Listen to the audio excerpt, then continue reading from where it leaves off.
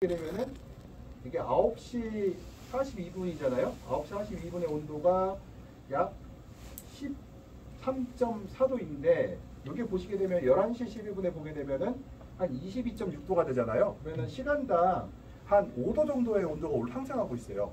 이 정도면은 굉장히 속도가 빠른 편이거든요. 12월 29일 정도에 시간당 5도 정도면은. 근데 우리가 원칙적으로 요구하는 거는 시간당 1시간 정도를 원하는데 그건 불가능해요.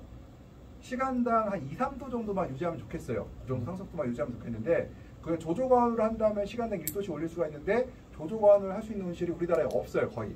그렇기 때문에 보통 시간당 2, 3도 올리면 좋겠는데 그러려고 하면은 우리가 보통 11시를 기점으로 했을 때 볼게요. 여기 22.6도잖아요. 이걸 18도로 넣어볼게요. 18도 놓기는 할 수 있어요. 그러니까 11시에 18도는 만들 수 있다. 그러면 시간당 얼마나 돼요? 이게 18도고 13도니까 시간당 2.5도가 되잖아요. 그러니까 시간당 2.5도 올릴 수 있는 방법은 뭐냐면은 투명한 스크린, 그러니까 산란광 스크린이 있는 연동온실 같은 경우는 스크린을 완전히 닫거나 한 90%, 95% 닫은 상태에서 창을 조금 열면은 18도까지 만들 수가 있어요. 우리가 시간당 1도씩 올라가면 불가능해요. 조조과원 안 하면은. 그렇지만 가능하다는 거예요. 2.5도는. 그리고 단동온실 같은 경우에는 뭐가 가능하냐면 단동온실은 기본적으로 이게 치마 높이를 한 이만큼 높여버리세요. 치마 높이 이만큼 높이면 이게 뭐가 돼요? 이게 스크린이 되죠.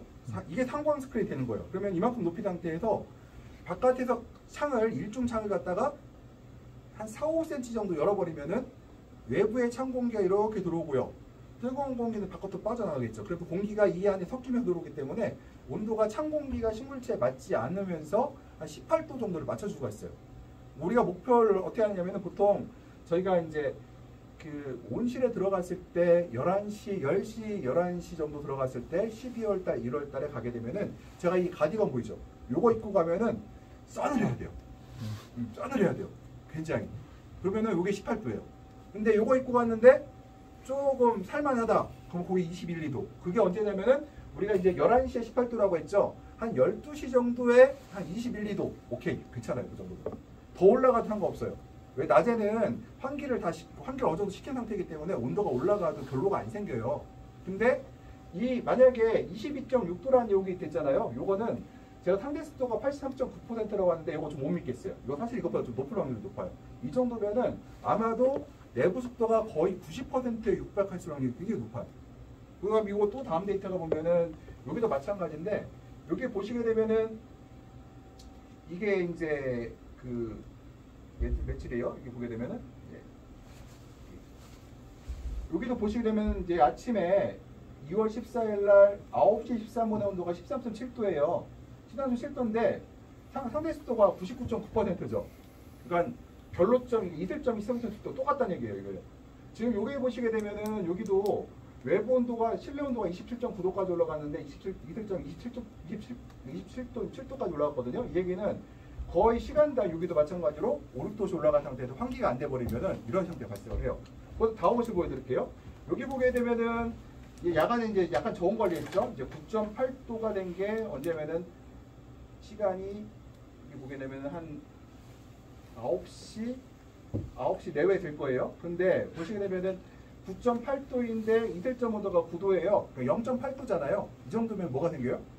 이슬이 아마도 전체 온실을 맺혔을 거예요. 그러니까 이슬점 온도와 검고 온도랑 어느 정도 2, 3도 이상 벌려져 있어야 내가 가운데는 그러니까 중앙부의 센서 주위의 부분들은 이슬이 안 생기고 가쪽만 이슬이 맺히게 할 수가 있는데 이 정도가 되면 아마 전체 온실에 다 이슬이 맺혔을 거예요. 근데 그렇다고 쳐요.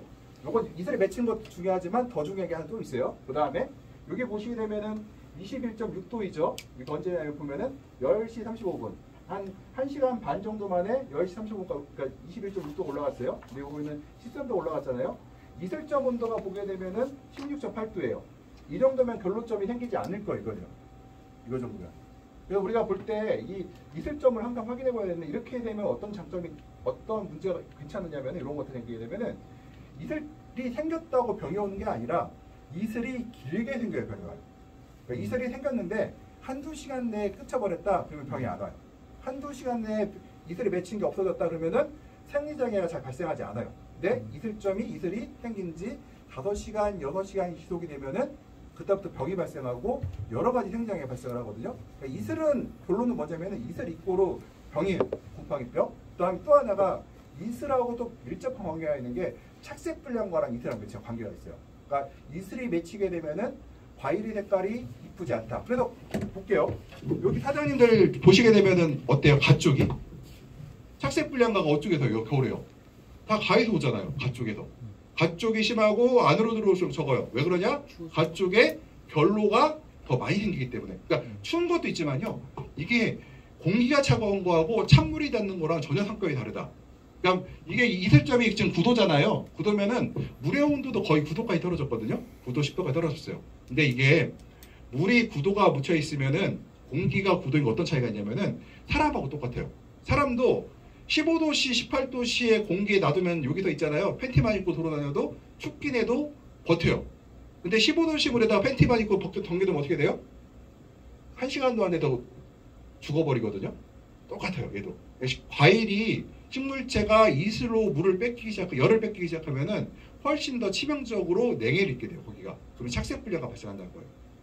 그래서 이슬을 안 맺히는 게 중요하다. 그리고 이슬 맺히면 또 뭐가 있느냐? 열과가 생기죠. 또 이슬 맺힐수록 열과 많이 생겨요. 또 이슬이 맺히면은 색깔만 이상한 게 아니라 거칠거칠해져요. 그래서 어떤 분이 그래요. 착색불량가가 나왔는데 자기 생각에는 영양결핍인 것 같대요. 그럴 리가 있나요? 그래서 그분한테 이제 보여드리죠. 보시죠. 여기 거칠거칠한 표면의 무늬들이. 이거는 결로가 생겨서 그런 겁니다. 이거는. 할 수가 있어요. 그러니까 보면 착색불량가가 나온 과일들의 특성을 보게 되면은 껍데기가 매끄럽지가 않고 약간 거칠거칠한 걸 느낄 수가 있어요. 다 그럼 결로가 생긴 것들이에요. 그래서 이 결로는 이게 온실 속도와 상승 속도와 굉장히 관계가 있고요.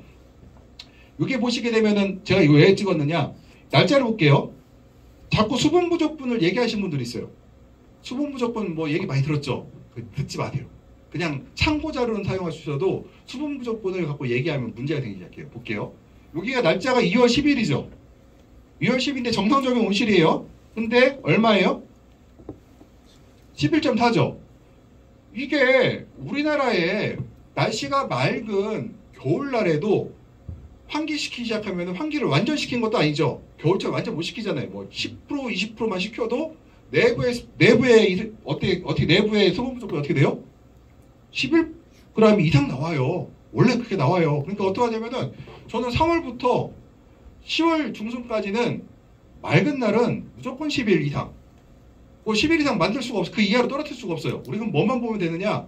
식물이 스트레스를 받냐 마냐를 봐야 되고 이 수분 부족분은 언제 봐야 되냐면은 흐린 날 봐야 돼요. 흐린 날.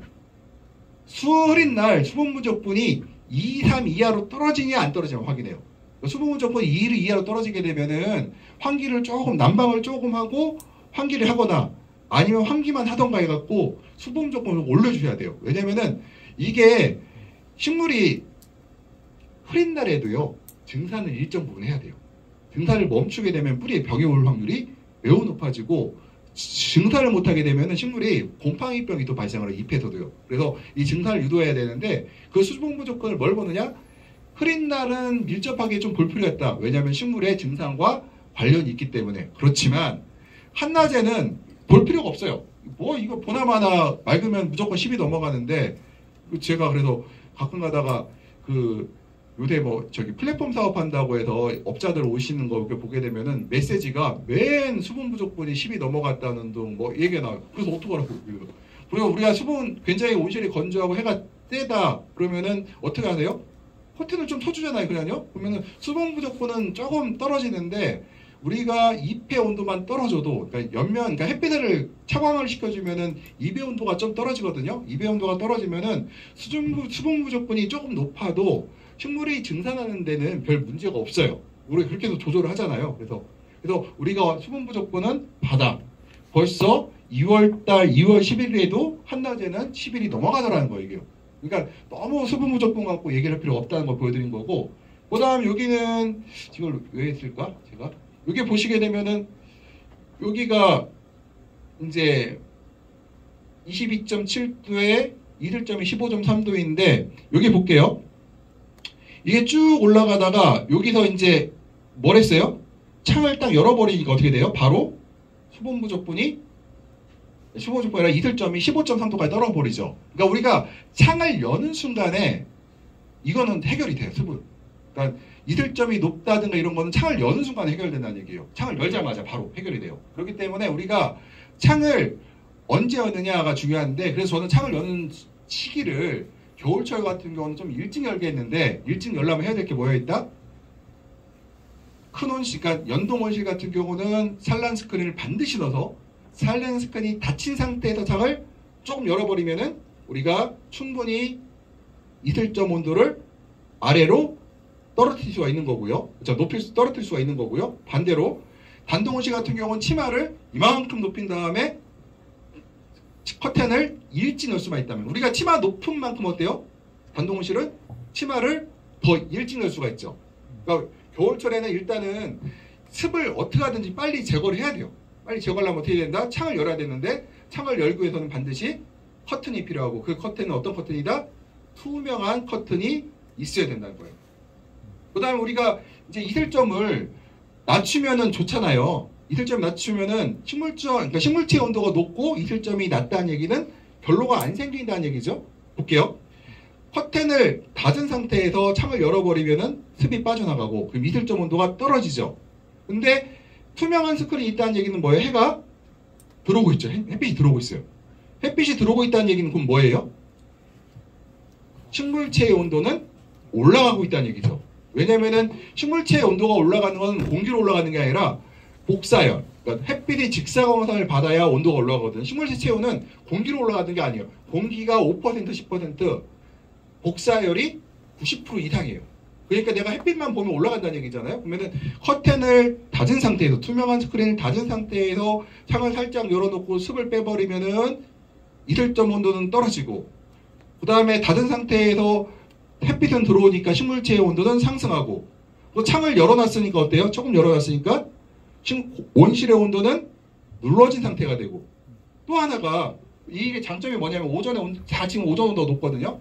우리가 약반기 같은 경우로 하더라도요, 약반기 계산해 볼게요. 오전에 햇빛이 많아요? 오후에 햇빛이 많아요? 아무래도 11시 이후 12시 때 햇빛이 많아지잖아요. 그 같은 적은 양이라도. 그럼 뭐 여기서 보실 게 있어요. 그렇다면 광합성 효율을 높이기 위해서는 어떻게 해야 돼요? 낮에는 온도가 높아도, 그러니까 우리가 그래요. 광합성 온도가 몇 도가 좋냐? 그건 체온하고 관련 있어요. 체온이 한 21도 정도 올라가면은 좋다고 그래요. 단 전제 조건이 있죠. 해가 내부 광량이 한 400W, 500W 들어올 때 식물체 체온이 22, 3도가 되면 좋아요. 그런데 아침에는 몇 도예요? 우리가 조조가온을 하지 않으면은 오전 온도가 10시, 11시까지 15도, 16도밖에 안 돼요. 15도, 16도라는 얘기, 15도 이하라는 얘기는 광합성을 잘 못해요. 방이 들어와도 못한다는 얘기예요. 잘해요. 그러면 우리가 굳이 아침의 온도를 높일 필요가 없죠. 광도 없고 체온도 안 올라갔잖아요. 그러면 온도를 높일 필요가 없어요. 공기 온도 높여봐야 별로 도움이 안 돼요. 그러니까 우리가 겨울에는 광량 자체가 얼마예요? 800W 이하죠. 800W 있는 날이 거의 없어요. 800W 이하이기 때문에 어떻게 해야 돼요? 평균 온도를 18도 정도 이하로 떨어뜨려야 되는데, 18도를 맞추기 위해서 어떻게 해야 돼요? 야간 온도 13도 놓고 주간 온도 뭐 21, 2도 놓고 그럼 평균 온도 18도가 될 건데, 그런데 주간이 있어요. 아침 온도는 떨어뜨리고 오후 온도를 높여버리면은 평균 온도가 그래도 18도가 되죠. 그러니까 주로 오전 온도는 떨어뜨리고 오후 온도를 높이는 게 좋다는 거고요. 특히 요새같이 이제 환절기 때도 역시 마찬가지예요. 오전 온도를 떨어뜨리고 오후 온도를 높이는 게 굉장히 유리하다는 거예요. 이것들이요. 광합성은 어차피 낮에 많이 하니까. 그래서 우리가 이제 환절기 때 우리가 곰팡이병을 방지하고, 지금 장기 재배하신 분들 있잖아요. 8월에 심어서 넘어오잖아요. 지금. 그러면은 지금부터 어떻게 해요? 겨울철에 잎을 10장 내외로 갖고 하다가 연면적을 확보하기 시작하죠. 근데 자꾸 곰팡이 생기면 어떻게 해요? 연면적을 확보를 못해요. 그럼 확보를 할 수 있는 방법이 뭐예요? 곰팡이가 안 들게 하면 되죠. 그럼 안 들게 하려면 어떻게 해야 돼요? 시간당 온도의 상승 속도를 2.5도 내외로 묶어버릴 수 있다고 하면은 곰팡이가 올 확률이 매우 줄어들겠죠. 그러니까 방법은 그거밖에 없어요. 왜 조조가온 하라는 얘기는 절대로 안 해요. 왜냐면은 우리나라 온실 중에서 조조가온 하려면 우리나라 온실이 있잖아요. 1헥타 기준으로 해서 조조가온 하려면 200톤에서 300톤 정도의 뭐가 있어야 돼요? 축열조가 있어야 돼요. 축열조가. 뭐 탄소 튜브나 이렇게 바로 직방으로 찍고 뭐 직렬로 난방하는 사람 있잖아요. 이거 불가능하고, 200톤짜리, 300톤짜리 추결조 놓으려고 하면은 추결조 가격이 지금 한 1억 5천 하더라고요. 엄청 비싸요. 그러니까 보통 뭐 1헥타 기준에 한 100톤 놓으신 분이면은 굉장히 양호하신 분이고 50톤 갖고 저기 1헥타 난방하신 분 봤어요. 1헥타에 50톤이 어떤 줄 아세요? 물이 3바퀴 돌고 나면은 없어요. 그러니까 이 안에 한 바퀴 도는데 15톤이에요. 그러니까 3번 돌고 나면은 추결조 탱크가 다 없어지는 거예요, 이게요. 그러니까 굉장히 맞추기 어렵죠. 이렇게. 그렇다고 이제 얘기가 이제 그렇다고 우리 전기 난방하잖아요. 전기를 내가 1헥타에 한 1,500km 끌고 와서 하면은 가능해요. 근데 뭐가 들어가요? 그러면 전기세가 너무 많이 들잖아요. 예를 들어 이런 게 있어요. 500km를 끌고 와서 물을 1,000톤을 내가 이제 그럴 리는 없지만 한 400톤을 난방을 그러니까 물을 끓여놨어요.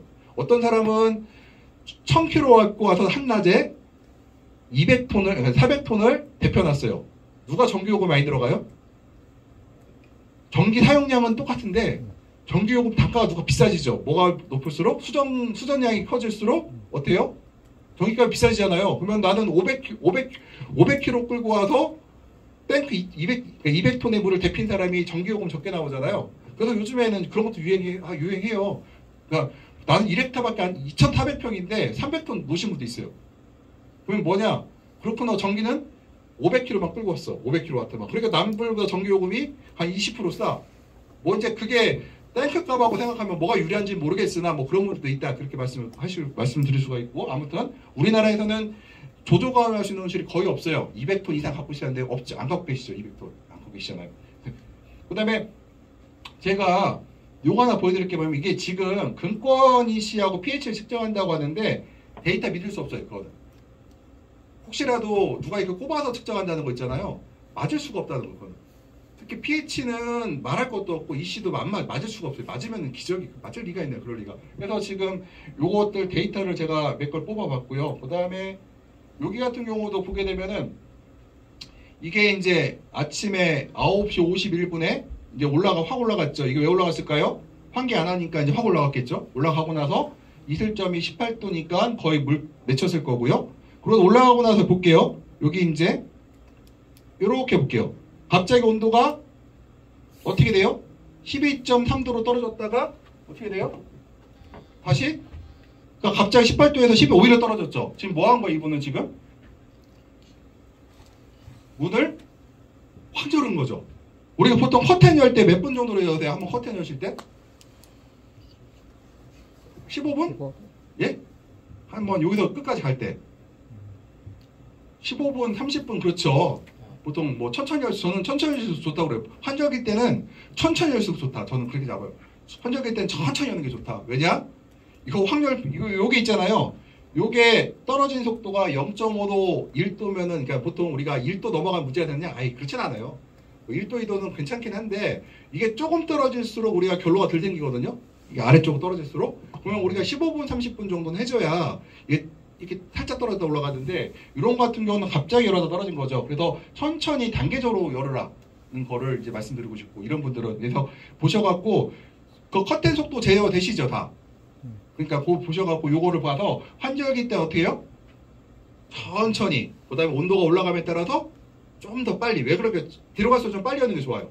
그러니까 지금은 30분에 열다가 한 4, 5월 달 가면 15분에 여는 게 좋아요. 그때는 이게 출력이 어차피 적어지거든요. 들어오는 해가 워낙 강하니까 15분 동안 들어오는 햇양 갖고도 내가 빠져가는 열을 다 보충할 수가 있어요. 그래서 이 커튼의 속도를 한번 보시는 게 좋을 것 같고요. 그 다음에 여기 데이터가 또 왜 있나 모르겠네. 여기 볼게요. 그 다음에 여기 보시게 되면은 이게 흐린 날이에요. 흐린 날 보면은 12.4도죠. 이게 흐린 날이니까 12.4도이고 여기 같은 경우도 보게 되면 17.4도. 그러니까 뭐 생각보다 온도가 올라가는 속도는 2.5도밖에 안 올라가고 있어요. 이건 왜 이렇게 되냐면 자연한 거예요. 이거는 흐린 날 같은 경우는 해가 약하니까 온도가 천천히 올라가요. 내가 관리 안 해도. 그러면 좋은 거니까 볼게요. HT 값이 0.5, 1.2잖아요. 이 얘기는 뭐예요? 제가 말씀드린 게 뭐예요? 1.2잖아요. 여기 1.2. 그럼 어떻게 해요? 이 양반은? 17.6도고 1.2잖아요. 그럼 어떻게 있어야 돼요? 이 사람은? 환기창을 좀 열고 난방을 좀 해주던가 안 하더라도 환기창을 좀 열어서 습을 좀 빼줘야 됐겠죠. 1.2도가 됐다는 얘기는 지금 밤새도록 지금 11시 15분의 시기 때까지 뭐예요? 계속해서 결로가 계속해서 발생하고 있다는 얘기죠. 이따가 제가 병교육할 때 이 결로점이 의미하는 거에 대해서 좀 설명드릴 거예요.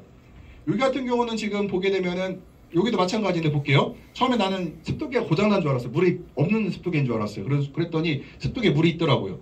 보면 여기도 마찬가지로 2월 14일 날 9시 정도에 14.1도의 소분 조건이 빵이었잖아요.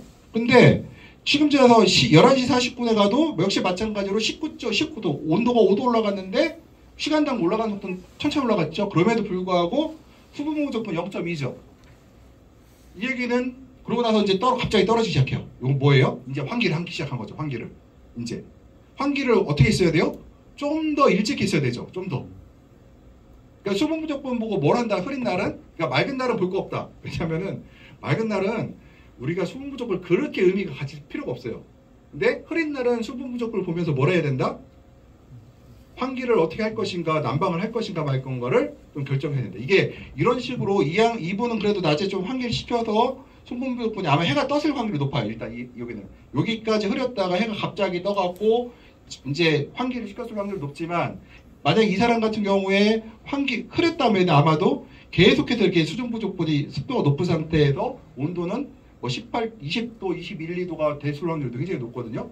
그러면은 온도로 조건으로는 맞지만 뭐가 문제예요? 습이 결로가 계속해서 생겼을 확률이 매우 높다는 거죠. 뭐냐면은 아까 식물체의 몸이 대표지는 건 뭐에 대표진다고 했어요? 복사열에 의해서 대표진다고 했죠. 네, 복사열이 만약에 식물체의 몸에 닿지 않는다면 어떻게 돼요? 온도가 안 올라가겠죠. 온도가 안 올라간 상태에서 결로점 온도가 이렇게 돼버리면 어떻게 돼요? 이건 뭐 온실 전체에 다 생장점부터 아래까지 전부 다 결로가 맺힌 상태가 돼버려요. 그러면은 우리가 결로가 맺혔다는 얘기는 증산을 멈췄다는 얘기고, 증산을 멈췄다는 얘기는 식물이 새로운, 그러니까 지하부에서 칼슘이라든가 인산이라든가 빨아서 새로운 세포가 만들어지는 공을 못하게 돼요. 그럼 세포가 뭐가 생길까요? 영양의 결핍 증상이 나와요. 그 영양의 결핍 증상이 나오면은 그 기아 상태의 세포는 어떨까요? 병에 약해요, 강해요? 굉장히 취약해져요. 그러니까 모든 병은 거기서부터 곰팡이가 침입할 수 있는 조건이 만들어지기 시작해요. 거기서부터. 그러면 그런 상태가 계속 지속되면은 똑같은 환경 조건에서 병이 더 심각하게 오죠. 우리가 이 환경만 갖고 얘기할 수 없는 게 또 하나 볼게요. 지금 여기는 이제 군위 같은 경우는 수준이 높기 때문에 그럴 리가 없지만 여기 이 C가 2.7이라고 쳐요. 그러니까 이게 맞는지 안 맞는지 모르겠으나 2.7이라고 하면은 이게 지금 100이 2.7이거든요. 어때요? 매우 낮죠? 매우 낮아요. 우리가 아실 때 볼게요. 내가 3.0으로 이 C를 공급한다. 배양액을 공급해요. 그러면은 겨울철에 얼마 나와야 돼요? 지금 그러니까 12월 1월달 이 C가 보통 우리가 목표를 얼마 잡아요? 7, 8 정도 잡죠. 목표를 7, 8 잡죠. 7, 8 잡아놓고 우리 시작해요. 그 정도 해야겠다. 내가 이 C가 3으로 공급했는데 한 4, 5월 달은 얼마 잡아요 우리가? 보통 3.5에서 4.5 사이 정도를 목표로 잡죠. 그 정도로. 그러니까 이거는 벌써 일단 안 맞는 거고 pH가 얼마예요 지금 벌써? 7.6이죠. 이건 지금 문제가 있죠. pH가 이게 맞다고 치면 7.6이라는 얘기는 철결핍이 올 수 있는 확률이 매우 높아졌죠. 그러니까 우리가 오해하는 것 중에 하나가 pH가 높아지면은 결핍이 제일 많이 오는 게 두 가지가 있어요. 하나가 철이고 인산이에요. 근데 우리가 인산은 결핍이 와도 별로 문제가 안 돼요. 왜냐하면 인산은 그러니까 이동이 잘 돼요. 그래갖고 아랫잎에서 새로 세포가 만들어지는 곳으로 이동이 되기 때문에 인산 결핍이 발생을 해도 아주 오랫동안 인산 결핍이 발생하지 않는 이상은 특별하게 문제가 안 돼요. 철은 이동이 안 되니까 어떻게 돼요? 생장점부터 새로운 과일부터 생기죠. 그러다 보니까 철결핍이 한번 발생하면 어떻게 돼요? 보통 최소 2하방 정도의 과일을 수확을 못해요. 심각하면 3하방까지 못 할 수가 있고요. 아무튼 이 pH의 문제를 보게 될 수가 있었는데 그랬고요. 그 다음에 여기도 보게 되면은 여기서 볼게요. 여기도 지금 온도가 여기가 8시 10분인데 14.1도, 여기가 12시인데 쭉 올라갔잖아요. 12시인데 지금 어때요? 23.8도. 지금 한 9도 정도 올라가는데 시간당 한 3도 정도 올라갔다고 쳐요. 근데 여기 보면 이슬점 온도가 지금 볼게요. 이슬점보다 20, 20.5도잖아요. 뭐 온도는 그렇다고 치는데 이슬점 온도가 지금 매우 높잖아요. 지금요. 이게요. 이날도 아마 제 생각할 때는 요날 아침까지 흐리다가 갑자기 맑은 날이 아닌가 싶어요. 이렇게 온도 상승 곡선에서는 별 문제가 안 됐지만 지금 결로점 온도로 봤을 때는 매우 문제가 있는 거잖아요. 그래서 혹시라도 제가 이 보여드린 이유가 그 환경제어 컴퓨터를 갖고 계시다고 하면은 한번 이렇게 테스트를 한번 보실 때 뭘 보시라? 이 이슬점하고 그 뭐죠? 수분 부족 분양을 보시는데 흐린 날은 주로 6월 두 가지를 보시라는 얘기예요. 주로 흐린 날은. 맑은 날은 굳이 볼 필요 없어요. 맑은 날은 어차피 문 열어버리면은 오실레브 습도가 50%인데 어떡하라고? 40%인데 어떻게 해요? 방법 없잖아요. 그냥 40% 50%면은 그냥 가는데 대신에 이제 스트레스 받을 것 같으면 어떻게 해요? 커튼도 좀 치기도 하고 다른 방법 쓰기는 방법밖에 없지요. 그렇지만 우리가 흐린 날에는 할 수 있다는 거죠. 저 HD 값을 조정함으로써 어떻게 한 2, 3 정도, 3, 4 정도 올라감으로써 어떻게 해요? 식물이 증산을 할 수 있도록 유도를 해줄 수 있다고 하면은 곰팡이병이 오는 거를 상당히 막아줄 수가 있다. 일단은 상당히 막아줄 수가 있다. 상당히.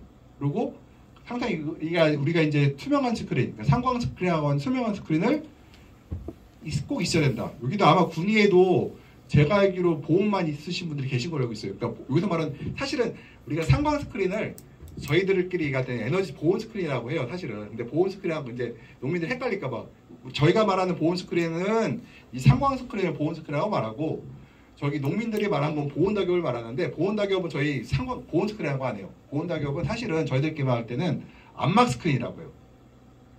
암막. 광을 못 들어오게 막아주는. 왜 개치면은 햇빛이 50W 이하로 떨어져요. 50W 이하라는 얘기는 식물이 광합성을 할 수 없는 광량이에요. 그 얘기는 식물이 광합성을 못 한다는 얘기는 결국 햇빛이 안 들어왔다는 얘기랑 똑같잖아요. 저희가 볼 때는 그거는 암막 스크린. 암막 스크린 어째 썼어요? 꽃 피울 때 우리가 화훼 농가에서 많이 썼었죠. 그래서 그거 쓰는데 저희는 이제 보온 스크린, 그러니까 보온을 할 때는 그러니까 보온 스크린, 그러니까 상광 스크린이 반드시 있어야지만 우리가 수분 부족분이라든가 뭐 이런 걸 제어할 수가 있다. 그렇지. 그리고 온도의 상승 곡선도 그 상광 스크린이 있어야지만 우리가 조절이 가능하다. 그게 없으면 조절이 불가능해요. 현재요. 그리고 우리가 에너지를 절약하는 방법 중에서 저희가 이제 목적이 저거 하나가 있거든요. 뭐냐? 최대한 자연의 에너지를 이용하자. 옛날 같은 경우는 온도를 그러니까 해가 지기 직전 어떻게 했어요? 뚝 떨어뜨렸다가 이렇게 올렸죠. 우리가 빔라이즈라고 해서 똑 떨어뜨린 걸 옛날에 그런 기술이 있었어요. 근데 지금은 하지 말라고 하잖아요. 그거 안 하려면 어떻게 해야 돼요? 상광 스크린 있어야 돼요. 상광 스크린 딱 닫아놓고 온도가 서서히 떨어뜨릴 때마다 이제 그다음 위에 뭐 닫아요? 하지만 알루미늄 스크린 살살 닫아가면서 온도가 서서히 떨어지게 어떻게 돼요? 우리가 식물 온실의 에너지를 초저녁에 1시간 정도를 보다 조금 높게 유지하면서 난방을 덜해도 돼요. 그러니까 우리가 오늘 제가 이제 아침에 오면서 몇 그 후배들한테 대형 농장들 물어봤어요. 야, 에너지 비용이 경영비에서 차지하는 비율이 얼마이냐? 걔는 예산 세워놓고 하거든요. 그러니까 20에서 25% 정도가 난방 에너지 가격이더라고요. 일단 대형 농. 그리고 인건비가 25에서 30%가 인건비고요. 그러니까 인건비와 난방비 비율이 약 50% 정도 된다고 보시면 되겠더라고요. 그러니까 우리가 인건비는 건들 수가 없잖아요. 그거는 건들 수가 없고 건들 수 있는 게 난방비인데 난방비를 제가 이제 계산해 봤더니 지난번 설명드렸었나요? 2도 떨어뜨리면 얼마예요? 10% 절약돼요. 2도에 우리가. 그러니까 난방비는 우리가 충분히 좀씩 절약할 수가 있어요. 난방비에서 예를 들게요. 난방비가 20%, 25%로 치면은 난방비 5%만 절약하면은 전체 경영비에서는 얼마냐면은 한 2, 3%, 그러니까 2, 3%가 절약되고 거기다가 또 하나가 순수익에서는 5%, 10%예요. 엄청 커요. 우리가 난방비를 어떻게 하면 절약할 거야 하는데 우리가 보온 다겹만 2장 있으면 어떻게 돼요? 할 수가 없어요. 오전에 창 일찍 열어야지. 커튼 일찍 열어야지. 커튼 일찍 열어면 어떻게 해야 돼요? 난방을 충분히 하고 열던가 아니면 그냥 찬바람 그대로 맞던가 둘 중 하나죠. 밤에는 어떻게 해요? 저녁 때도 일찍 닫아버리면은 초저녁에 뭘 못 받아요? 광을 우리가 이제 최대한 끌어들여서 내가 복사열을 받아들여야 되는데 못 받잖아요. 그러면 그만큼 내가 에너지 비용이 더 추가되거든요. 그러니까 절약되는 게 아니라는 거예요, 이것들이요. 그래서 여기까지 하고 저희가 본 수업으로 들어갈게요. 이제 할게요.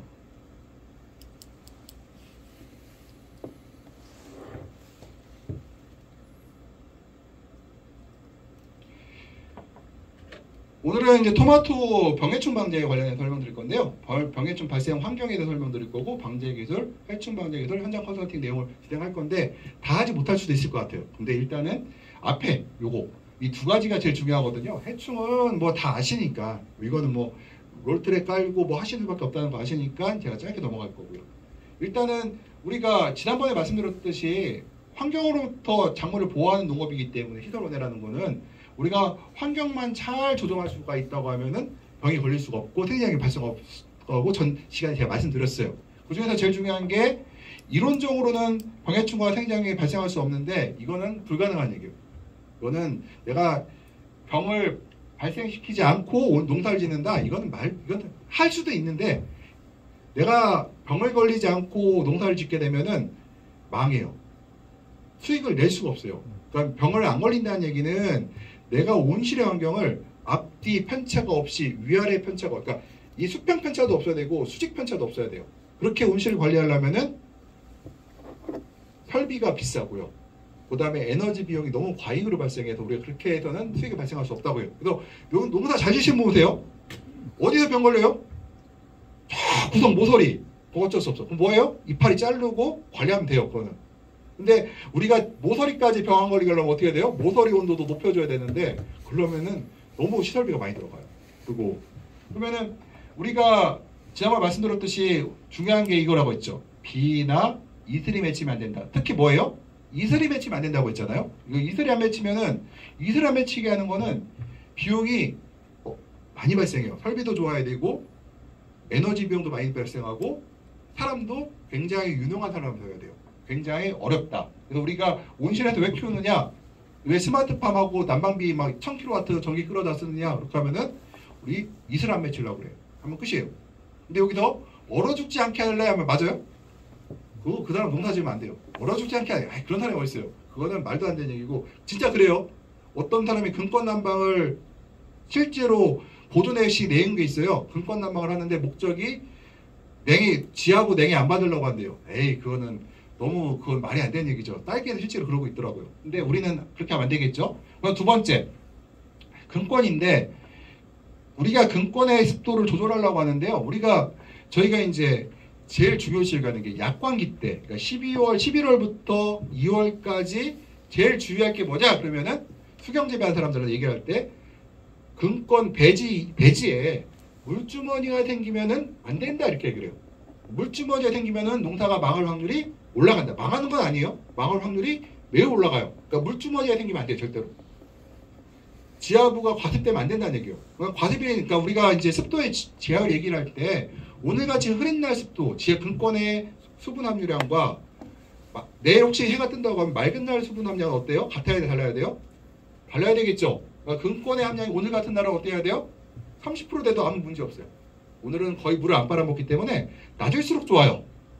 시들지만 낮을수록. 근데 너무 낮춰버리면은 내일 갑자기 해 뜨면은 문제가 될 수 있기 때문에 그 정도까지는 관리 안 하고 보통 40%에서 한 45% 정도를 유지하라고 하죠, 저희가. 흐린 날 같은 경우는. 흐린 날. 일단은 물이 만나면 안 된다. 특히 근권에 물주머니 생기면 안 된다는 거예요, 이것들이요. 그러면은 그래서 우리가 두 가지 이슬 안 맺히게 하자. 두 번째가 근권에 물이 많으면 안 되겠다. 충분히 프리한 만큼 증발하는 만큼만 물이 있어야겠다는 거고 그렇게 온실을 재배하는 건데요. 이 사진 보여드릴게요. 지금 정식한 지 한 달 반이 지났어요. 물을 안 줬어요. 그럼에도 불구하고 일액이 나와요. 이런 분들 있죠. 수경 재배하는데 내가 물을 이틀을 끊었는데도 아침에 일액이 나와. 그럼 어떻게 해야 돼요? 환기를 더 시켜서 난방도 해주고 물을 주면 안 돼요? 주면 돼요? 안 돼요? 안 되죠. 내가 이틀이 돼도 상관없어요. 근데 함수율이 40%인데 일액이 나와. 그러면 함수율 40%가 물이 많은 거예요? 적은 거예요? 많은 거죠. 그거는 얘기할 거 없어요. 일액이 나왔다는 거는 내가 광량에 비해서 물이 많다는 얘기예요. 그러니까 일액이 나올 수 있는 조건이 여러 가지가 있어요. 하나는 뿌리가 좋으면은 적은 습도에서도 물이 잘 나와요. 일액이 잘 나와요. 그러니까 나는 함수량이 40%인데 햇빛이 없어. 근데 일액이 나와. 그 얘기는 그분의 토마토나 파프리카는 근권이 매우 발달했을 확률이 높아요. 그러니까 적은 습도에서도 근권이 발달하면 일액이 잘 나오거든요. 그러니까 일액이 나오고 그렇다고 하면 이분은 어떻게 해야 돼요? 더 습도를 근권의 함수율을 더 떨어뜨리거나 좀 더 환기를 더 시켜서 증발을 시켜야 되겠죠. 증발량을 늘려야 되겠죠. 이거는. 그러니까 우리가 얘기할 거 없어요. 그냥 이게 일행이 나왔다. 그냥 근권의 물이 증발량에 비해서 많구나 정도만 생각하면 되고, 우리가 뭐 해야 된다? 이거 그러면은 증발량을 늘려주거나 근권을 더 제한해서 물을 못 빨아먹게 막아야겠구나 생각하시면 되는 거잖아, 이것들이요. 그러니까 지금 근권에 내가 함수율이 40%인데 그럼 40%도 높겠구나 판단하고 조금 낮춰야겠다 하면 될 거 아니에요? 그 다음에 그래서 우리가 환경을 제어할 때 우리가 이제 원칙 중에 하나, 찬물이 차가워하고 차가운 것이고, 이걸 중요해요. 공기가 따뜻한데 식물이 차가우면 차갑다. 이건 뭐냐? 이런 상황이에요. 내가 아침인데 아침이 8시, 7시 반에 해가 떴는데 환기를 안 시켜갖고 8시 반에 공기 온도가 19도, 20도가 됐어요. 그러면 공기는 따뜻하잖아요? 근데 식물체 온도는 14도야. 그럼 뭐예요? 식물체 온도는 차가운 거죠. 그럼 뭐가 생겨요? 결로가 생기겠죠. 그럼 우리가 뭐예요? 작물이 차가워야 되는 거죠. 작물이 차가워야 되는 거지. 공기 온도와 아무 상관없어요. 공기 온도가 30도가 돼도 식물체 온도가 15도면은 그건 차가운 거예요. 그러면은 공기가 따뜻한데 식물체 차가운 게 뭐예요? 최고 안 좋은 거죠. 이게 같이 올라가야 되는데 식물체 온도는 낮은데 공기 온도만 굉장히 높다. 매우 안 좋은 상태다, 이거는. 그게 언제 발생해요? 2, 3월 달에 발생을 해요. 갑자기 해가 요즘에 1000줄이 넘어가기 시작하잖아요. 갑자기 외부 광량이 지난번에 봤더니 10시였는데 외부 광량이 700W였어요. 근데 그날 최저 기온이, 그날 맑은 날은 되게 보면 춥잖아요. 그러면은 그날 아침에 해 뜰 때 온도가 영하 2, 3도였단 말이에요. 그럼 온실 온도가 가봤더니 최저 온도 13도 관리했어요. 그러면 10시점에서 체온이 몇 도일 것 같아요? 13, 14도밖에 안 돼요. 그러면은 근데 공기 온도를 환기를 안 시켰다고 가정하면 어떻게 돼요? 공기 온도가 19도, 20도가 올라간 상태에서 식물체온이 13도, 14도가 됐으니 뭐가 생겨요? 결로가 확 생기겠죠. 바로. 그래서 우리가 식물체 체온을 어떻게 하면 올릴 것인가에 대한 고민을 하는데, 제가 그때 한번 식물체 체온을 올릴 때 제일 좋은 게 난방 방식이 뭐라고 했어요? 온수 파이프라고 했죠. 네, 동기로 난방하는 거. 팬코일은 제일 나쁘다고 했죠. 온풍기는 돈 없고 귀찮아서 돈 없어서 했다고 하면은 오케이. 근데 팬코일은 돈도 썼거든요. 그러면 팬코일 쓰면은 온도계가 높게 나타날까 적게 나타날까? 내가 온수 파이프로 전기를 900kW 끌고 돌렸어요. 추가 탱크도 똑같아. 한 사람은 그렇게 돌렸고 한 사람은 900kW 끌고 왔는데 팬코일로 난방을 했어요. 공기 온도 누가 높을까요? 팬코일이 높아요. 그러면은 체온은 누가 높아요? 온수 파이프가 높죠. 그러면은 팬코일 난방은 뭐예요? 우리가 말하는 공기 온도 높고 체온이 낮은 뭐예요? 최악의 난방법이죠. 그러놓고 이제 공기 온도가 높다고 우리 보면은 그 컴퓨터상에 데이터가 있잖아요. 그랬더니 작년에는 외부 온도 영하 15도일 때 내가 13도 세팅을 해도 13도를 못 맞췄어. 근데 올해는 팬코일을 바꿨더니 13도가 유지가 돼. 그래서 만족해야 돼. 근데 뭘 빠뜨린 거예요? 체온을 빠뜨린 거잖아요. 엄청 큰 실수죠, 그게요. 그래서 그런 일들이 실제로 비일비재하다, 이게. 그 다음에 전기로, 그때 그 얘기 들었나요? 온오프 난방 하지 말라고? 난방 방식에 비례 난방이 있고 온오프 난방이 있는데요. 온수는 비례예요.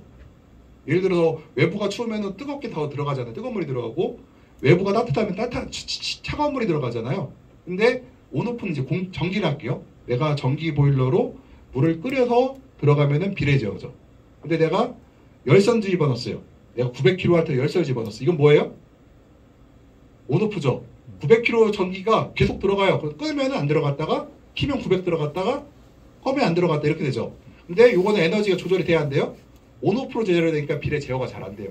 근데 실제로 제가 알기로 이 군의 지역 이쪽에도 하신 분들 알고 있는데, 일부 청년들이 하고 있었죠. 제가 알고 있어요. 오해하신 분들 한 걸로 알고 있어요. 하지 말라고 했는데. 경상 전라도 쪽에서 넘어와서 그 탄소 튜브 난방 하신 분들이 있거든요. 그거 자꾸 전파하더라고요. 근데 저희가 난방 못 맞춰요. 일단은. 그래서 일단은 저희가 식물체 체온을 중심으로 여긴다고 했고요. 그다음에 공기유동. 이게 공기유동을 일으켜야지 뭐가 생겨요? 결로가 안 생기잖아요. 제가 오늘 설명드리는 건 다 결로랑 말씀드린 거예요. 결로가 안 생기면 좋은 거고, 결로가 생기면 나쁜 거라는 거예요. 무조건요. 그러면은 우리가 그러면은 결로가 생기는 건 뭐예요? 온실내의 습도가 높을수록 결로점 온도가 높아지잖아요. 그럼 우리가 일정 부분 습을 빼줘야 되는데 문제는 식물이 증산을 멈추게 되면은 식물체가 약해져요.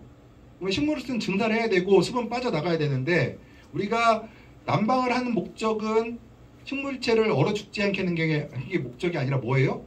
증산을 유도해서 일정 부분 증산을 유도해서 식물체가 양분을 흡수할 수 있게 도와주는 방법이고 식물체가 증산할 수 있는 방법은 식물체의 체온을 일정 부분 유지시켜주는 방법이거든요. 그래서 우리가 난방을 하는 건데 그러면 우리가 체온을 높이는데 배지하고 토양 같은 경우가 노출되면 어떻게 돼요? 쓸데없이 낭비가 되겠죠. 그래서 절대로 안 되고 전부 덮어야 된다는 얘기고 또 하나가 이파리도 잘라줘야 돼요. 이파리가 많으면 쓸데없는 증산이 또 많아져요. 이파리도 그래서 줄여야 된다는 거고 그래서 우리가 식물 주변의 습도가 중요하기 때문에 유동을 통해서 식물체 주변의 습도가 떨어지도록 한다. 그러니까 우리가 센서상으로 봤는데 HD가 0.5예요. 그러면 여기서 말하는 센서상 HD 0.5는 어딜 말해요? 우리가 백엽상 근처에 백엽상의 높이에 그걸 말하죠. 식물체에 가까워질수록 어떻게 돼요? HD가 떨어지겠죠. 근데 공기를 유동시킨다고 하면은 식물체 주변의 HD와 습도와 백엽상 근처의 습도가 유사해져요. 훨씬 더. 그래서 우리가 유동을 하는 목적은 뭐다? 증산을 유도하고 결로가 덜 생기게 하려고 우리가 유도시키는 거고요. 그 다음에 VP는 넘어가고 그 다음에 저희가 이제 본격적으로 올 수업인데요. 병해충 발생 조건을 보게 되면은 일단 식물체가 있고요. 환경 조건이 있고 병원체가 있어요. 근데 우리는 온실이라는 거는 뭘 제어할 수가 있나요? 볼게요. 얘가 1이라고 쳐요. 곱하기로 할게요. 내가 환경을 완벽하게 관리를 해서 온도를 시간당 1도씩 올리고요. 내가 커튼 같은 거 잘 써서 온실의 온도 편차가 2, 3도예요. 그 얘기는 뭐예요? 결로가 생길 확률이 확 떨어지고 환경이 되게 좋다는 얘기잖아요. 그렇다고 하면은 환경 조건이 1이 아니라 0.1이 됐어요. 근데 식물체는 내가 내병성이 아니라 일반적인 걸 심었고 곰팡이, 그러니까 이 곰팡이 저항성이 아니라 일반적인 걸 심었어요. 그랬더니 얘는 1이에요. 그다음에 병원체도 봤더니 내가 작년 재작년 심어놓고 올해 청소도 안 하고 소독도 안 하고 바로 심었어. 그래도 얘도 1이야. 근데 1인데 얘가 0.1이에요. 그러면 곱하기 1 곱하기 1 곱하기 0.1하면 뭐예요? 0.1이 되죠. 10% 발생하는 거예요. 근데 만약에 내가 이 곰팡이 저항성을 심었더니 얘가 0.8이 됐어. 그러면은 1 곱하기 0.8 곱하기 0.1이 되면은 내가 8% 걸리겠죠. 근데 내가 병원체인데 내가 작게 끝나고 시간이 있어갖고요. 바닥 있죠. 천막지도 페로산 갖다가 다 닦아내고 그 다음에 식물체도 다 제거를 하고 유리나 비닐 같은 경우도 페로산 갖다가 다 닦아냈어요. 그럼 여기가 어떻게 돼요? 1이 아니라 0.5가 되겠죠. 이거 0.5, 0.8, 0.2, 0.1 되면 어떻게 돼요? 0.00은 되겠죠. 근데 중요한 게 있어요. 하나가 예를 들어서 얘가 환경 조건만 0.1, 0.0으로 만들 수 있다면은 식물체가 아무리 높아도 확률이 확 떨어지겠죠. 그러니까 우리가 요구하는 건 뭐냐? 우리가 식물체가 내병성이 있으면 뭐가 문제예요? 내병성이 있다는 얘기는 어떠한 단점들이 있어요? 내병성이 많을수록 생산성이 떨어져요. 그러니까 예를 들어서 내가 저항성이 없는 걸 심을수록 어때요? 생산성이 높아져요. 대표적인 사례가 그러니까 TY12잖아요. 내가 TY12 비저항성을 심으면 어때요? 많이 나오죠. 품질도 좋죠. 근데 뭐가 있어요? 불안하죠. 그래서 불안하기 때문에 7, 8월에 심는 사람들은 웬만한 강신장 아니면 못 심죠. 근데 12월, 1월때 심는 사람 어때요? 비저항성 심어요. 12월, 1월 심으면 그때는 뭐 바이러스 내가 통제할 수 있거든요. 벌레를 통제할 수 있기 때문에 내가 그건 문제가 안 돼요. 그러니까 비저항성 심죠. 대신에 그때는 내가 벌레를 통제할 수 있으니까. 그러면 내가 생산성을 높이려고 비저항성 심잖아요. 그러니까 우리가 이 환경 조건이라는 것을 우리가 통제할 수 있기 때문에 충분히 가능하다. 고추 같은 경우는 그렇잖아요. 피알개 고추 있잖아요. 역병저항성 고추가 노지에서는 심지만 저희 지역에 오면 충남 지역에 오면 저기 청양에 그 시설고추 수경재배 하시는 분이 꽤 되세요. 근데 그분들은 역병저항성 심을까요? 안 심을까요? 안 심어요. 탄저병도 그분들은 안 걸려요. 그러니까 탄저병 저항성 필요 없어요. 무조건 병저항성이 없는 것만 심으세요. 그분들은. 왜냐? 수확량도 많고 맛도 좋고. 그러니까 그걸 심어버리시죠. 왜냐? 이분들은 비라는 환경에 대해서 내가 안전하게 작물을 보호하니 역병과 탄저병에 대한 문제가 없다는 거잖아요. 그러니까 어때요? 내가 굳이 그걸 심을 필요가 없죠. 여기 계신 분들은 다 온실이기 때문에 내가 환경에 대한 통제만 할 수 있다고 하면은, 그리고 또 해충도 마찬가지예요. 온실에서 해충이 더 많이 발생할까요? 노지에 더 많이 발생할까요? 노지가 더 심해요. 고추가 TSWB 같은 경우가요. 그분들이 그래요. 노지고추하고 시설고추하고 시설고추가 벌레가 들어온대요. 왜 그럴까요? 시설에 들어가 있으면 밖에서 잘 안 보이잖아요. 그러니까 산에서 내려와도 벌레들이 와도 밖에서부터 들어오지 그 안에 들어오진 않는다는 거예요. 밖에서 증식하고 일정 되면 들어온대 안으로. 그러니까 벌레들도 잘 보이는 데부터 간다는 거죠. 그래서 이게 우리가 이제 이런 것들에 대해서 우리가 시설에서 재배하기 때문에, 그 다음에 우리가 이제 식물체에 대해서 이제 설명을 좀 드리려고요. 식물체는 이제 저항성 품종이라는 거는 일단 기본적으로 저항성을 갖고 있기 때문에 덜 걸리겠죠. 그 대신 저항성 품종이라는 얘기는 그 특정 그런 곰팡이라든가 세균이라든가 바이러스가 왔을 때 내가 그것을 막아내는 기작들을 만들어내는데 그 기작을 만들 때 에너지를 많이 사용해요.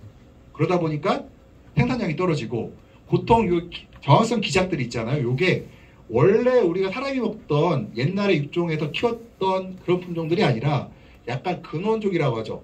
우리 사람이 먹지 않은 토마토에서 유전자를 가져오다 보니까 보통 일반적으로 저항성 유전자가 들어가게 되면은 맛이 좀 떨어지게 돼 있어요. 어쩔 수 없어요. 우리가 먹지 않는 그런 자연에서 갖고 왔기 때문에 그런 일이 발생한다는 거예요. 이거는 그렇다고 치고. 그 다음 두 번째, 환경 및 병원체에 강한 신분체를 만든다. 이건 뭐냐 볼게요. 광합성을 충분하게 한다. 이게 뭐냐면 볼게요. 내가 이 곰팡이가 발생을 하는데 12월, 1월 달에 심은 사람이 있어요. 그래갖고 지금 3월 환절기가 됐어요. 이 사람들은요, 이 곰팡이에 강해요. 곰팡이가 잘 침입하기 어려워요. 그렇지만 전년도 8월에 심어서 지금까지 끌고 온 사람들은 같은 환경 조건에서 이 곰팡이에 매우 취약하다. 그거 왜 그럴까요? 바로 이 광합성의 조건이 안 맞기 때문에, 광합성이 충분하지 않고 광합성 양을 적절히 배분해야 되는데, 이게 어떤 문제가 있느냐면 볼게요. 작년 8월 달에 심었으면 뿌리에서부터 잎까지 거리가 어때요? 멀죠? 멀으니까 지금 어떻게 차광을 어떻게 해야 돼요? 더 낮은 광에서 차광이 들어가야 돼요. 그리고 광합성을 한 양분을 뿌리까지 공급하려니까 손실이 많아요. 반면에 12월 1월 달 심으면 어때요? 가깝죠? 그러니까 광을 내가 똑같이 저 사람은 8월 달 심은 사람은 600W에서 할 수도 있고 차광을 500W에 할 수도 있어요. 내 같은 경우 아마 500에서 해야 될 거예요. 좀 바로 500에서 안 하면 싫을 거예요. 근데 12월 1월 달 사람은 600에서도 해도 괜찮아요. 안 해도 될 수도 있어요. 이 사람들은요. 그러면 광을 충분히 더 많이 받을 수 있다는 얘기잖아요. 그러니까 광합성을 많이 받는다면 어떤 장점이 있을까? 그다음 광합성 약물을 적절하게 배분한다. 이게 뭐냐면은 과일과 잎과 뿌리와 생산점을 공급해야 되는데, 내가 12월 1월 달에 심었으면 화방전개가 이미 그렇게 크지가 않아요. 그리고 잎, 먹여 살릴 식구가 많지 않다는 얘기죠. 그러니까 어떠냐면 뿌리와 잎의 양분을 더 공급할 수가 있어요. 그러면은 그게 무엇을 의미하느냐? 일단은 내가 충분히 광합성을 해서 뿌리까지 양분을 공급할 수 있다고 하면은요, 식물체 뿌리가, 새로운 뿌리가 만들어지고 나서 양분의 여유가 있으면은 양분을 토양이나 배지에 뿜어내요. 뿜어내 어떤 역할을 하냐면 거기에 미생물이 달라붙어요. 그 미생물은 식물을 보호해주는 미생물들이에요. 근권을 보호해줘. 그럼 나한테 유리한 환경을 만들어주기 때문에 같은 스펠을 받아도 뿌리에 양분이 여유가 있어서 양분을 공급해줬던 온실에서는 훨씬 덜 걸린다는 걸, 병이요. 그리고 뿌리가 발달하고 광합성물이 뿌리가 충분히 공급대로 해야 한다고 하는데, 이거 볼게요. 지금 뿌리가 안 좋은 분들이 상당히 많아요. 지금 뿌리 발달이 잘 된 분도 있고 안 된 분도 있는데, 안 된 분들이 상당히 많더라. 제가 보니까 50%는 제가 지난주에 저기 김제 쪽을 한 바퀴 돌았었는데 한 50%는 괜찮은데 50% 정도는 문제가 있겠더라고요. 만약에 광이 더 세지면은. 어떤 일이냐면은 이분들이 겨울을 나는 동안에 어때요? 광합성 약물 조금밖에 못했죠. 근데 과일을 달아놨어요. 그러면 어때요? 과일로 약물을 공급하고 비싸니까 따야 될 거 아니에요? 그러면 어떻게 돼요? 뿌리 발달이, 뿌리가 어때요? 새로운 뿌리가 만들어져야 되죠. 그러니까 오늘 만든 뿌리는 보름 지나면 어때요? 없어져야 될 뿌리예요. 새로운 뿌리가 보름에 만들어져서 새롭게 채워줘야 돼요. 그 양분이 계속해서 공급돼야 되는데 양분이 적게 공급하니까 뿌리 발달이 안 된 상태가 돼요. 이 상태가 되는데 지금까지는 좋았다 이거예요. 오케이. 증산약이 없으니까. 근데 이 상태가 2월 말 3월까지 가버렸을 때 문제가 생긴다는 얘기죠. 그러면 우리가 광합성 양분이 뿌리까지 전달이 돼야지만 우리가 어떻게 할 수가 있어요? 광합성도 더할 수 있고 식물이 튼튼한 병에 강하다는 얘기예요. 근데 만약에 이 상태로 유지가 되면은 아마도 시드름병이나 청고병이 올 확률이 매우 높아져요. 뿌리 발달이 안 되면. 뿌리가 발달이 안 되는 정도가 아니라 뿌리가 안 되기 시작하면요. 양분이 모자라니까 기아 상태로 세포를 만들거든요. 그러니까 기아 상태로 세포를 만들었다는 얘기는 뭐예요? 사람도 그렇잖아요. 우리가 역병이 돌았다는 조선시대의 기록들이나 유럽의 기록들 보면 막 사람이 막 때로 죽어가요. 근데 그 전제 조건이 하나가 있어요. 기아가 오고 역병이 와요. 기아가 없으면 역병이 안 와요. 기아가 없으면은 충년이면은 죽어도 몇 명 죽는 걸로 해서 역사에 기록되지 않아요. 근데 전전도에 대흉년이 발생하고 나면은 그 다음에 뭐가 발생해요? 역병이 돌아서 죽어 나갔다는 소리가 나와요. 얘도 마찬가지로 세포가 만들어질 때 충분히 양분이 공급되면은 건강한 세포가 만들어지는데 양분이 부족하게 되면은 약한 세포들이 만들어져요. 약한 세포는 뭘까요? 곰팡이라든가 세균에 굉장히 취약해진다. 그래서 우리는 환경을 제어할 수 있기 때문에 그럼 어떻게 하면 될까요? 우리가 빨리 뿌리 발달시키면 뭐 지금 온도를 낮추면 돼요. 내가 뿌리 발달시키고 있다. 온도 떨어뜨린다.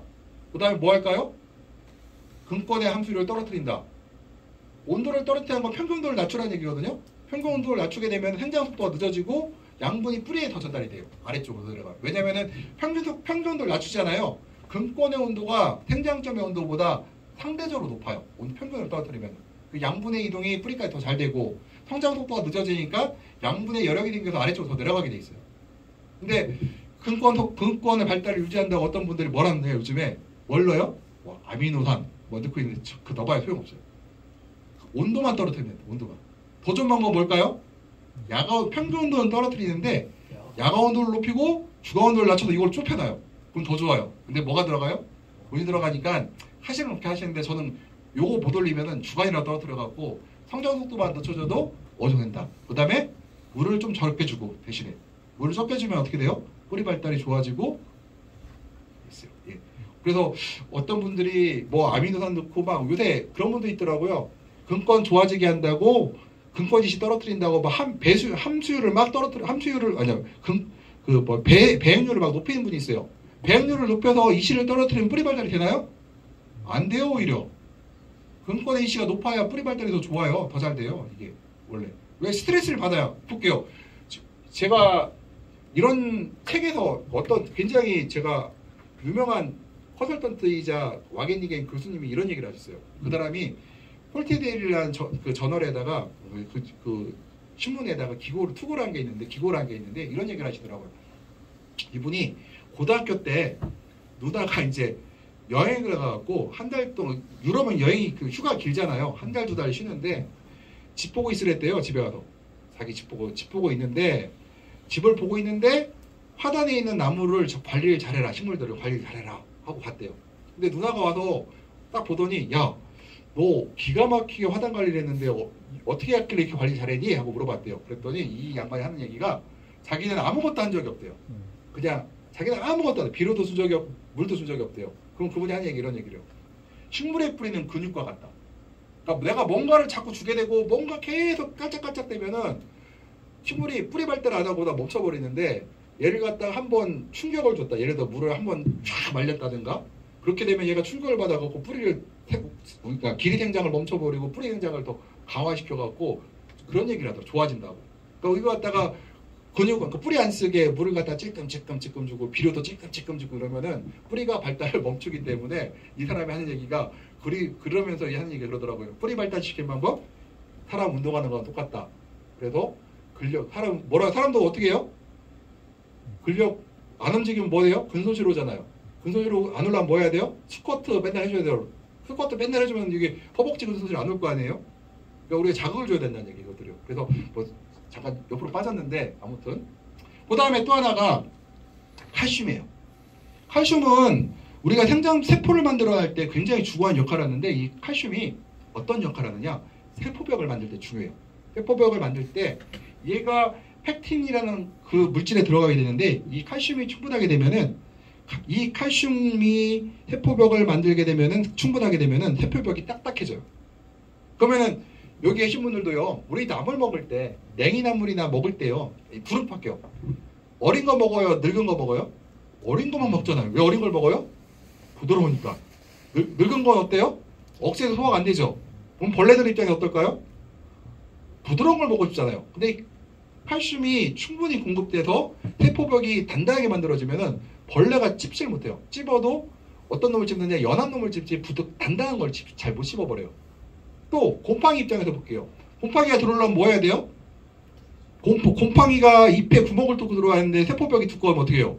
단단하면 못 들어오겠죠. 그러니까 똑같은 환경이 조건이 똑같은 근로 시간이 막 10시간, 12시간 돼도 어떤 농장, 그러니까 어떤 농장에서 충분히 광합성도 잘하고 칼슘 흡수도 유도시켰다고 하면 그 농장에서는 같은 조건에서 곰팡이 병 올 확률이 어떻게 돼요? 적어지겠죠. 내가 아까 그랬죠. 1 곱하기 1 곱하기 1인데 내가 식물이 튼튼해서 0.5가 되면 어떻게 돼요? 확률이 50% 주는 거잖아. 이것들을 걸릴 확률이. 그래서 그리고 또 하나. 그래서 이 칼슘은 흡수가 되기 위해서는 제가 흐린 날 아까 뭘 했나요? HD 값이 3, 4가 되게 난방하고 창 열고 난방하고 창을 열으라고 했죠.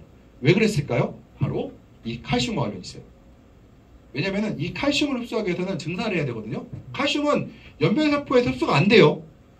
반드시 증산을 통해서 흡수가 되는데 새로운 세포로 그러니까 칼슘을 흡수하게 되려고 하면 증산을 만들어야 되는데 HD 값을 3, 4를 유지해줘야 원활하게 흡수가 된다는 얘기예요. 그러면 우리가 흐린 날과 오늘 같은 날 집에 가셔갖고 HD 값이 공기중 습도가 90%다. 그러면 어떻게 해요? 난방 조금 하고 창 조금 열어버리거나 아니면은 창을 열었는데 온도가 많이 안 떨어지면 창을 좀 열어놓던가 조금만. 그래서 습도를 좀 떨어뜨려갖고 우리가 칼슘 흡수가 잘 되도록 도와줘야 된다는 거예요. 그 다음 또 하나 볼게요. 우리 식물체에 털이나 아실슈가라는 물질이 있어요. 오이 얘기할게요. 오이밭에 들어갔는데 멜론밭에 들어갔는데 손이 따가워요. 가시가 그거 보면 그 털이 많아갖고 억세갖고 그러면은 건강한 오이에서 털이 많고 억세요? 아니면은 비실비실한 오이가 털이 많고 억세요? 건강한 놈들이 그렇죠. 건강한 기래요. 토마토도 건강한 토마토가 털이 많아요. 그리고 건강한 토마토가 요 아실슈가라고 있어요. 이 아실슈가. 우리 토마토 만지면 뭐가 묻어요? 노란 물이 묻죠. 그 노란 물이 바로 아실슈가라는 물질이에요. 이 아실슈가에는 가지에도 있어요. 가지도 있고요. 그 토마토에서도 그렇고 오이에서 보면 이상한 냄새 나죠. 오이의 냄새, 오이 특이한 냄새 있잖아요. 그게 벌레가 좋아하는 냄새일까요? 싫어하는 냄새일까요? 싫어하는 냄새예요. 건강한 오이에서 그 이상한 냄새가 더 많이 나요. 건강한 토마토에서 더 어때요? 토마토 냄새가 향기가 더 강하죠. 그 벌레 못 오게 하는 거예요. 벌레가 야 여기 너 먹을 거 없어. 이거 먹으면 맛없어. 뭐 이거 먹으면 쓰고 너 배탈 나. 이런 향기를 신호를 준단 말이에요. 그러기 위해서 뭐 해야 돼요? 이 아실슈가 물질이라든가 그 향기라든가 털 같은 경우는 뭘로 만들까요? 광합성 산물로 만들어요. 근데 내가 토마토의 입장이나 오이의 입장에서 내가 먹고 살기도 힘들어 죽겠어. 광합성을 잘 못해서. 그러면은 그걸 만들까요? 못 만들까요? 못 만들겠죠.